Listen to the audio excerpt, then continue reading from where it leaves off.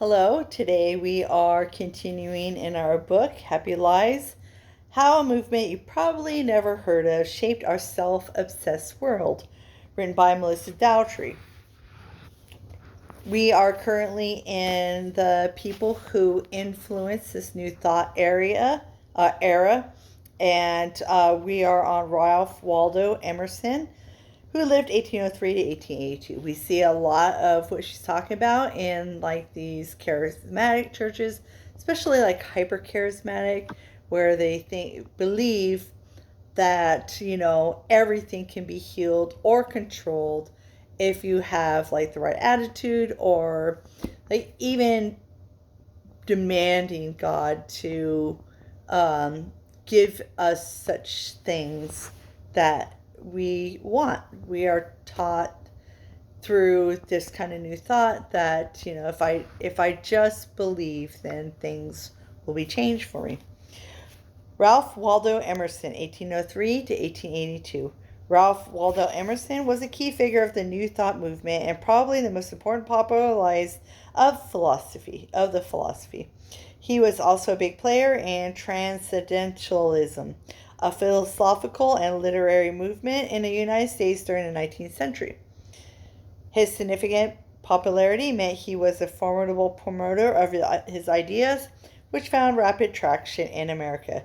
Transcendentalism emphasized individualism, self reliance, and inherent goodness of people and nature, and transcendence over materialism and reason. In this context, transcendence means people rely on their intuitive spiritual thinking, rather than on science and what they can see and feel. Adherents believed logic and reason couldn't explain the most important questions about human existence, especially spirituality. So it's from within each person, through their own feelings and instincts, that truth is found. Ironically, they were using reason to come to that conclusion. This is what Emerson called intuition, which is the spark of the divine within us all. In other words, your mind isn't the source of truth, your feelings are. Be spiritual, not religious. We have all used that term, probably. I know I have. Be spiritual, not religious, and follow your heart. Jeremiah says the heart is desperately wicked, and you cannot trust it, essentially. Um, Above everything, Emerson championed the expression of one's unique and authentic self. He firmly believed that what is true for you is true for all. This is what's called genius, not like Einstein. He argued that conformity and dependence on opinions of others stiffened his inner genius. According to Emerson, people should trust their intuition, follow their own path, and not be afraid to express their original ideas and insights. We definitely know that there is a spirituality to this world, things that are unknown and unseen, for sure. That is something we cannot deny if we read and understand our Bibles. However, there's a difference between real spirituality and Christianity and this kind of stuff. Emerson was a former Unitarian minister. I think Unitarian, well, I know, no. Universalism is the belief that all things come to, um, all roads lead to God. I don't know what a Unitarian minister was. And some would call him an American prophet philosopher, or possibly one of the biggest proponents of self-worth and individualism. He wrote numerous essays, turning a lot of heads in the 19th century. Some consider one of his most famous essays Self-Reliance, one of the most important pieces of written advice ever published. Trusting yourself is the overriding message of the essay. He believes self-reliance was God reliance, operating through intuition. Emerson was one of the first people to make following your truth cool, paving the path for self-help movement and your inner authentic self, being the true you. According to Emerson, feelings and intuitions should be our ultimate guide. He viewed feelings on equal ground with facts and believed we could follow the divine presence within ourselves. This is literally the thesis of most self-help books. True power is within you, not outside of you. Emerson, in his self-reliance essay, said, "Trust thyself. Every heart vibrates to that iron sting." We have to remember also that, like in biblically, when it talks about the heart, we're not talking, or they are not, I should say, sorry, I got some sauce in my shirt. They are saying that, oh boy, I lost my train of thought. I'm sorry. I'm so sorry. I forgot what I was saying.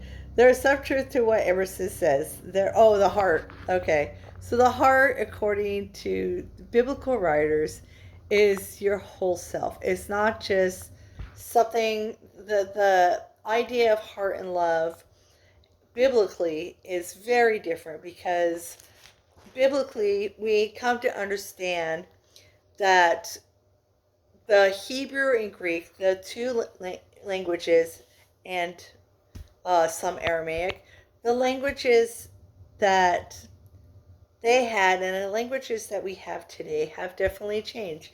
Um, Love and the heart, biblically, and to the New Testament writers, would be your eternal, your all of yourself, your mind, your heart, your will. All those things are your heart. It's not just the Greco-Roman idea of what love is, because true love is about sacrifice. True love is seeking to fill someone else and fulfill another life. Okay, and we're going to get back to our book. There is some truth to what Emerson says. There's virtue in knowing who we are on the inside and not conforming to certain things in society that are popular but aren't necessarily good. But his worldview was based on the individual self, not the Bible or what it says about humanity and God. In his view, you're the most authentic version of yourself when you are free from all traditions, authority, and claims of truth. Yet, ironically, he has to claim truth to believe this.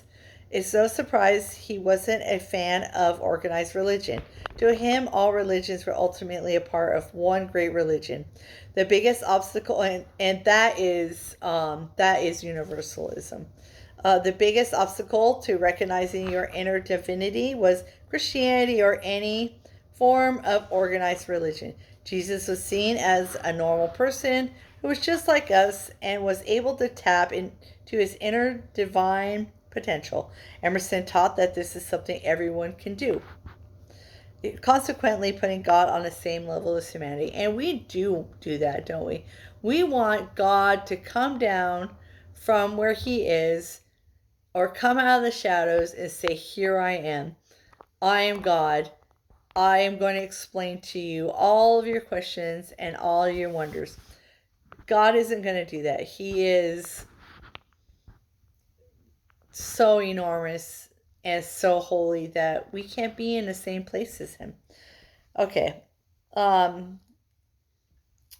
Emerson's transcendental philosophies have much in common with New Thought, but he wouldn't have seen Jesus as more than a great moral teacher, comparable to someone like Socrates.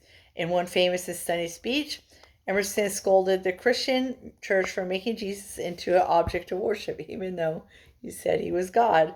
He believed it was shameful that Christians looked to Jesus as their authority when they should be looking within themselves. Nothing can bring you peace but yourself. He taught that direct personal experience should be the limitless test of what's true, not scripture. If that's not the battle cry of the day, I don't know what is. That's amazing. And we see that so much in churches today. The next person is Phineas Quimby, 1802 through 1866. Wow, he only lived 4 years. No other figure in New Thought history is referred to as the father of New Thought and the mental healing movement in America more than Phineas Quimby. If Emerson and Swedenborg were the spearheads, and Quimby held the spear. An inquisitive clockmaker from Maine, Quimby became disillusioned with doctors of his day because he struggled with tuberculosis, but received no comfort from their treatments. Eventually, Quimby claimed to have healed himself through his mind. This led him to an unusual verdict. People are only sick because they or the doctors think they're sick. He concluded that if you change your thinking, you can receive healing. In other words, what you believe, you create. Quimby's belief in healing through inner faith aligned with Swedenborg's law of correspondence, linking the physical to the spiritual. Sickness is in the physical realm, but something in the spiritual domain is what needs fixing. If you have a physical body, that means you have a spiritual body. Therefore, if something's wrong with the physical body, you must fix it with the spiritual body. So it manifests in the physical realm. How is this done? Through correct thinking. Prosperity and health are products of the mind. This reminds me of the cognitive behavior therapy as well. Quimby was the first to really bring Jesus into the equation. He believed Jesus was a former what he calls spiritual science. He believed his own healing methods were consistent with what Jesus and the disciples taught.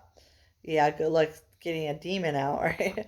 He believed Jesus' true mission and purpose was to treat and heal the sick and convince us of our inner power to heal. Forget all that saved us from sin and hell stuff. Yuck.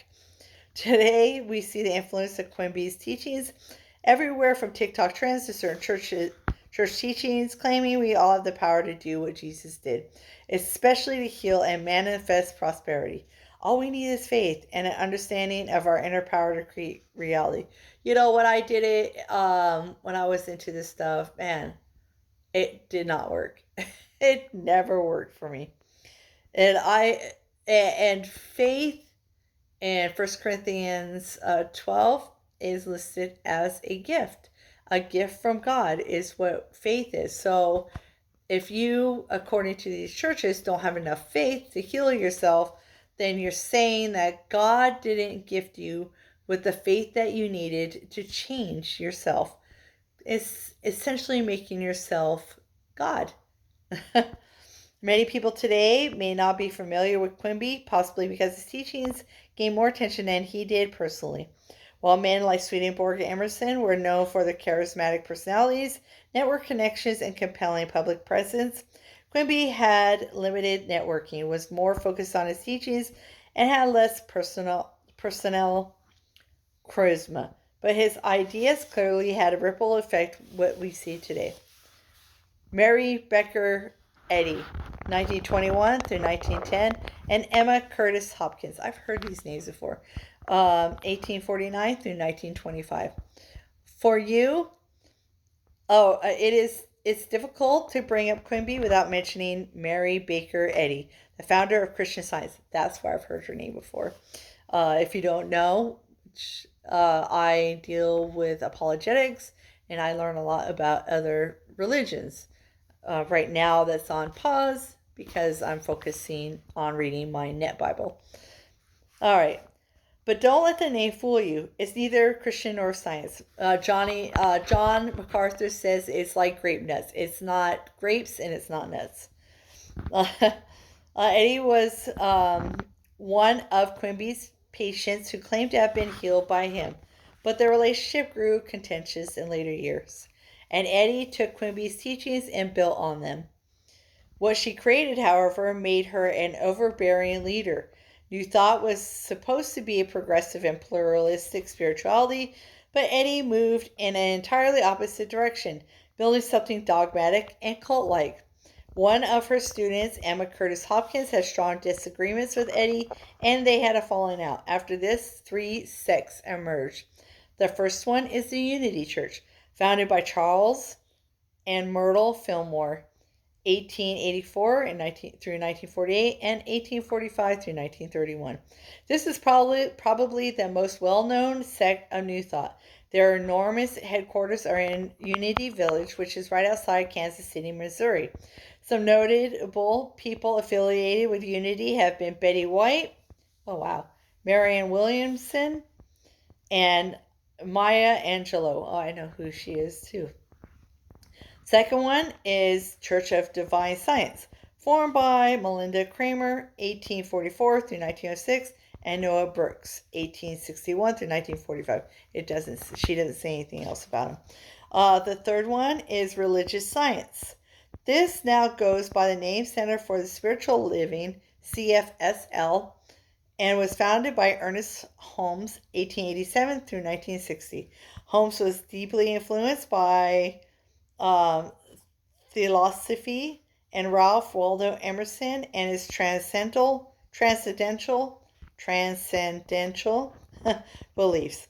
Holmes' biggest contribution to the New Thought movement was affirmations. I've heard these for sure, which are positive statements or declarations. Declarations. Yeah, don't dare to say you're sick, because if you say you're sick, you're sick. Well, you know what? If you're sick, you're sick. You can't. That's ludicrous. I've heard so many people say this. So many people. Holmes' biggest contribution to the New Thought movement was affirmations, which are positive statements or declarations that people repeat to themselves to encourage a positive mindset and personal growth. More on this in Chapter 6. In fact, Louis Hay, a notable member of CFSL and one of the biggest contributors to the popularization of affirmations today, was also the founder of the popular New Age publishing company Hay House.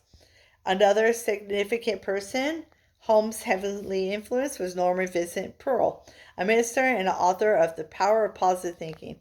Peale was also co-founder with his wife of the popular Guidepost devotionals marketed towards Christians. All are still around today. These religious denominations are relatively small, but their ideas are extremely popular in permanent society. Although I only briefly mentioned Emma Curtis Hopkins, keep her in mind because her influence, particularly in the origins of the prosperity gospel, plays an integral part in later chapters. It's at this historical crossroads where we see an ardent feminist focus in New Thought. Many women found New Thought teachings to be a spiritual alternative to what they considered the harsh patriarchal Christianity of the day. This held women back, and the Bible emphasis on male leadership was oppressive and insulting. New Thought undergirded a spiritual, social justice feminist movement. In fact, Emma Curtis Hopkins created the first national network of New Thought organizations while establishing the first seminary to ordain women in large numbers. Oh my. I mean, I understand how they feel, honestly, like as a woman, for sure. Like, especially like in the basically the 1861 through 1945 and 1844 through. So, like, at the time, women couldn't vote and all kinds of other things were going on around that time. So, yeah, I get that. I really get that. Not that I approve, but I understand. Warner Felt Evans, 1817 through 1889. Warren Felt Evans was an American Methodist minister who drank deeply from the well of Swedenborgian thought. He was a former patient of Quimby's who took his system of mental healing to the next level.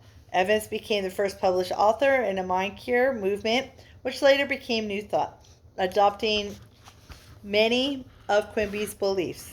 Evans wanted to help people discover the universal Christ within and unleash their true selves. Like other New Thought gurus, Evans believed every religion and philosophy has something to teach us.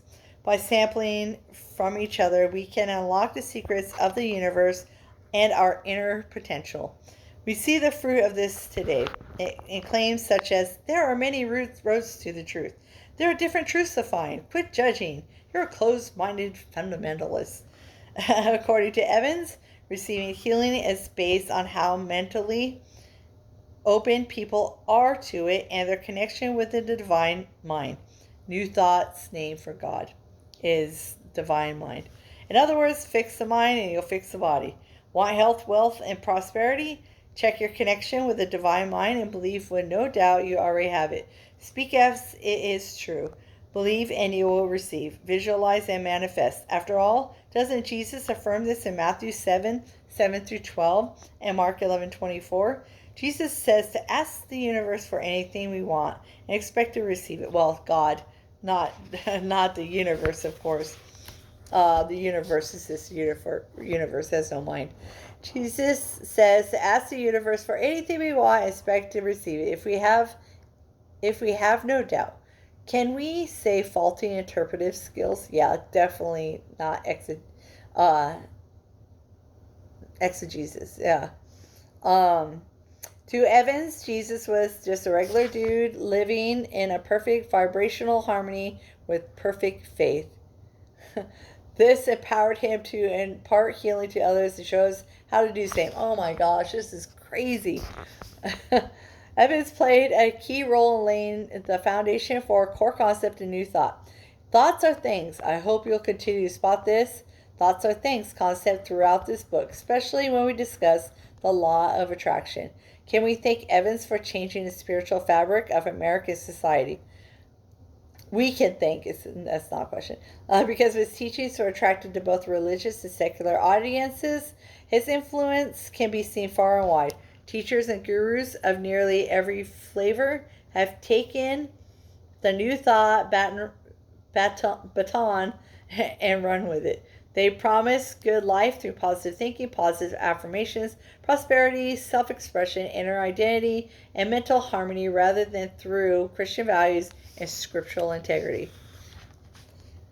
Napoleon Hill, 1883 through 1970, and A Course in Miracles. Napoleon Hill is one of the more well-known New Thought authors. His books have sold millions and copies are still in print. His New Thought teachings have been ingrained into the minds of millions of people. I am stunned by how many Christians read Napoleon Hill don't realize how deep into the occult he was. I don't know who this is. I don't know this name. For example, in his insanely popular book, Think and Grow Rich, I can't tell you how many times I've fallen for this. In his chapter on the Sixth Sense, Hill claims to have regular meetings with several historical figures so he can learn from them. Some of these figures include Thomas Edison, Charles Darwin, Abraham Lincoln, Henry Ford, the Apostle Paul, Plato, and even Jesus himself. He says these meetings became so realistic they started to be fearful of their consequences and discontinued them for several months.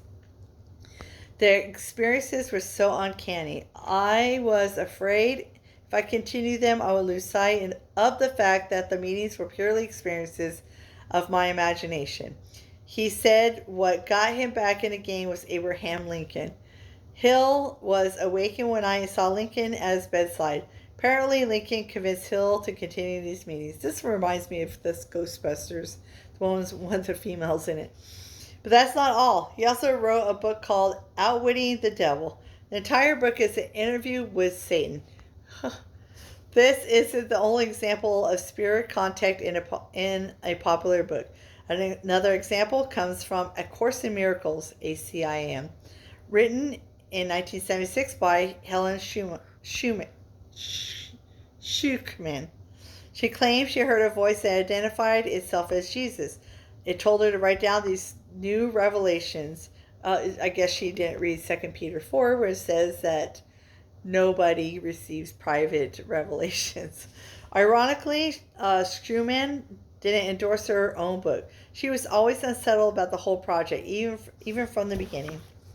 ACIM describes God as one with all creation and the world around us as an illusion created by our false selves. Our true selves are perfect and whole. It's somebody didn't read Genesis. Okay, ACIM describes God as one with all creation and the world around us as an illusion created by our false selves. Our true selves are perfect and whole. It's only by awakening to Christ consciousness that we achieve a return to our true selves. More on Christ consciousness in the next chapter. ACIM could be considered New Thought that's been cross-pollinated with New Age mysticism, philosophy, psychology, Gnosticism, and outright nonsense. I agree with her. It's similar to New Thought posing as Christian and using Christian terms, but it teaches the opposite of the Bible. Many Christians, the ones sitting beside you in the pews and volunteering with you at bake sales, quote ACIM, thinking it's scripture. I've personally had this happen, and like Gandhi, that which says, God helps those who helps themselves. Nowhere in the Bible does it say that. I don't know if Gandhi said that, but yeah. Marianne Williamson, a Unity minister from 1998 to 2002, helped ACIM blow up in the early 1900s with her book, A Return to Love, Reflections on the Principles of A Course in Miracles, endorsed by Oprah. Enough said. Oprah has also endorsed The Secret, another incredibly new thought book that propelled law of attraction into widespread recognition. What The Secret did for the law of attraction, Marianne Williamson did for A Course in Miracles. I've heard about that book. I heard about it by John MacArthur, and I think Voddie Baucham also talked about it. Yeah, he did. I remember specifically they brought it up. But that's enough for today. We're almost at 30 minutes. I have a stain on my shirt. Please do not look at it. So what I'm doing here at Christian Chapters is I'm buying books and reading them so that you don't have to. And I typically put in my own views as far as what I understand about the Bible and Christianity as of today. Have a wonderful day.